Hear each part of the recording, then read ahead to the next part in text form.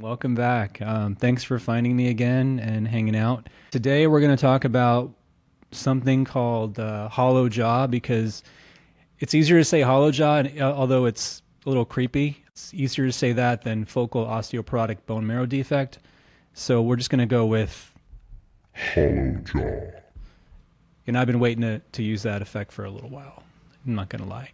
But yeah, so welcome back. And so as you can see with the x-ray there, this is in relation generally to placing implants. This is the only real time it's going to be a big deal because you're actually drilling in bone. You're trying to find space to put in a screw. Osteoporosis is basically characterized by low bone mass, microarchitectural disruption, and increased skeletal fragility. So I think most of us really know what osteoporosis is, but how does it affect when you're placing an implant in a mandible? It's usually in a mandible, and it's usually in a woman, and it's usually they say postmenopausal or older women. It's a thing. And so this is what we're basically talking about today, how to recognize some of the findings on x-rays, particularly on a CT scan. So this is a study, and this was written about in 1974. So this is a research article. Focal osteoporotic bone marrow defects of the jaws, an analysis of 197 new cases. So back in 1974, they were analyzing cases from before then, and they reported about this. So they described it then as asymptomatic radiolucencies, which are located in the mandibular molar regions of middle-aged women. That was back in the 70s, right? So, and if you go back, even past the 70s, closer to now, there's a lot of it's really case reports. It's really not a lot of stuff still about this. So that's why I'm just kind of bringing it out there and keeping it in, the differential as far as treatment planning and how things go. So this one is from the International Journal of Implant Dentistry. Focal osteoporotic bone marrow defect involving a dental implant, a case report. So another case report, right? This is an unusual case, they say, of a focal osteoporotic bone marrow defect involving the dental implant in the posterior mandible of an adult woman. So once again, the adult women, sorry. And then this one basically is just talking about the focal osteoporotic bone marrow defect, FOBMD, or hollow jaw, whatever you want to call it. Just saying it's uncommon. And what it really is, it's hemopoietic tissue or blood-forming tissue that's found in edentulous areas. And that's key in the jaws of middle-aged women, once again. The exact cause, we don't know. Maybe it's just failure of normal healing pattern after a dental extraction and so forth. I'm going to present two cases in a little bit, just real quick videos. Two cases that I treated. Both are adult women. Both are edentulous areas. Honestly, the teeth have been removed. In one case, the first case, the tooth was removed 7 years ago. And it was just edentulous since then. So it's had quite a bit of time to repair, right? Second case on the lower right, you'll see that tooth was removed 9 years ago. And no implant was placed or anything. But so look at this x-ray. So if you see an x-ray like this and you're a dentist, a periodontist, oral surgeon, or, dental student, I don't know, whatever, and you want to place some implants in this patient and you look, whoa, there's a spot on the left, there's two spots on the right. That looks amazing. What does this CT scan look like? The vertical bone looks great, So you look at the CT scan. This is a scan of the lower left. And you see, I use my software. I'm going to place an implant. Wow, this is a 4.8 diameter implant. I could probably place an 8 millimeter diameter if I really wanted to, right? Everything looks great. And so let's just plan for the implant.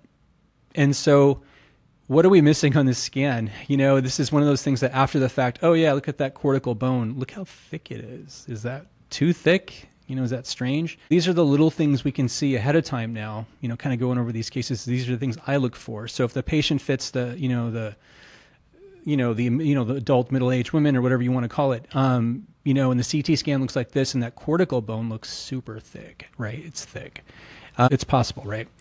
So again, looking at this, the thicker cortical bone, this is a compensation for low density. So what I'm trying to say in this picture is, if you look at a scan in these patients and you get a coronal section and you see that cortical bone thickness and it looks super thick to you, what we think is happening is that the cortical bone, the outside layer of bone, is compensating for the low bone density on the inside.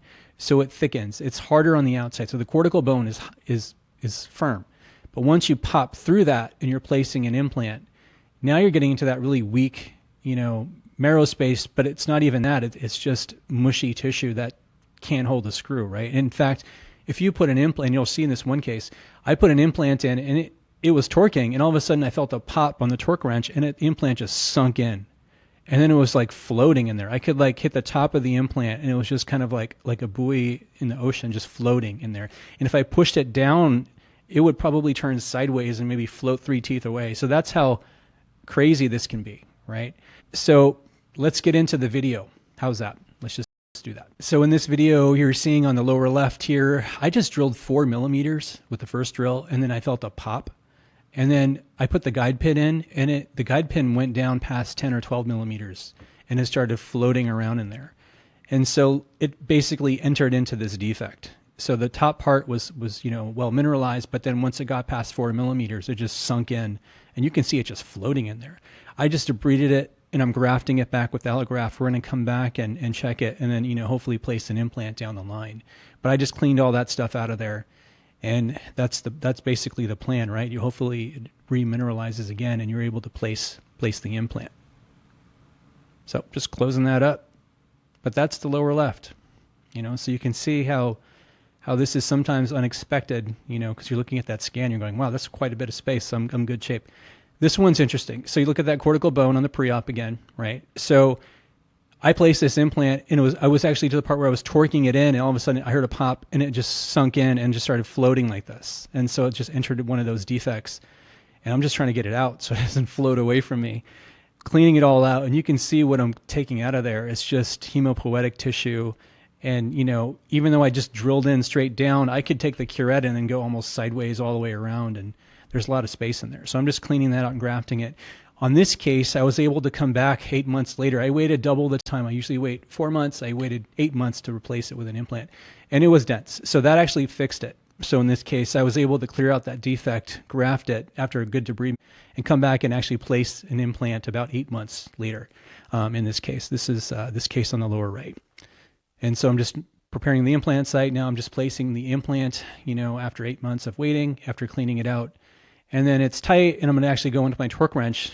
It's going in firm enough to be able to use a torque wrench on, which is great. And the implant's already in, and it's in now for like a year and a half, 2 years. And so it's functioning well. So yeah, these are two interesting cases that I had. Just kind of looking at the literature, and just mostly case reports there.